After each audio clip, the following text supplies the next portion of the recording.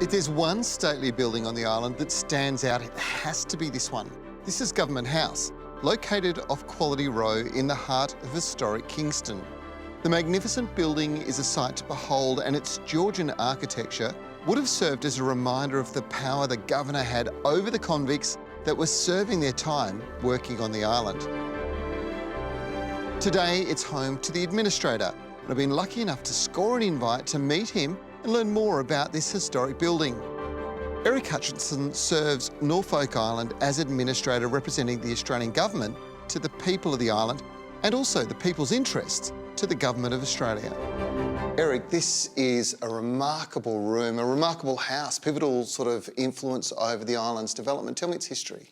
Well, this is known as the fourth government house on Norfolk Island. So the foundations of this building were commenced prior to the abandonment of the first colonial settlement in 1814. So it makes it the oldest government house in Australia. And so who's lived in this building in that period of time? So it was commandants in the second, or the penal settlement here between 1825 and 1855, and then subsequently administrators of the island since then have called Government House on Norfolk Island home.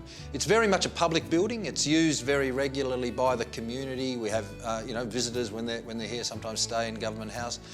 So I'm just very much the privileged person that gets to call it home for a few years. You've got the perfect environment. You've got all this history around the outside, spectacular golf course, and then the views. You look, Kingston is one of the 11 Australian convict World Heritage Sites, and really it's the earliest of those 11 convict sites. It's a part of a story that I think most Australians don't understand, and it commenced with the Polynesian settlement that was here. It's the only one in Australia. It's the most western Polynesian settlement in the world. This room in the back here has got some pretty amazing photos. Can we go and have a look? Of course, yeah, up to you. Well, Eric, this is a pretty spectacular room, isn't it? This is the dining room? I would have to say this is my favourite room in the house. I just love the proportions of the room. In the summertime, with the windows open, you can seat 18 people around here, so we often have community events and other things here, and it's a wonderful place to be. The head of the table, what's the story with that? Well, this table originally came out of the officers' mess in the new military barracks on Quality Road. And you can see at the end of the table the marks that have been left by the swords of the officers that were hanging them on the end of the table as they were dining, and presumably getting up to what officers got to at formal dinners. So, yeah. Wow, that's incredible. Yes. Norfolk Island, the name, Cook came here and he was the one to name it Norfolk. What's the story behind that?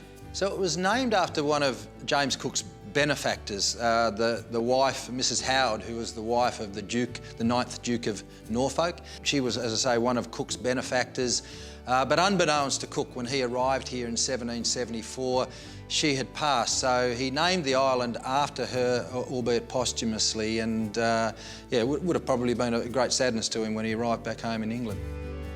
When you consider the spectacular architecture of this building, its location here in the UNESCO World Heritage Site of Kingston, with its beautiful golf courses and beaches and bays around the outside, it is truly remarkable.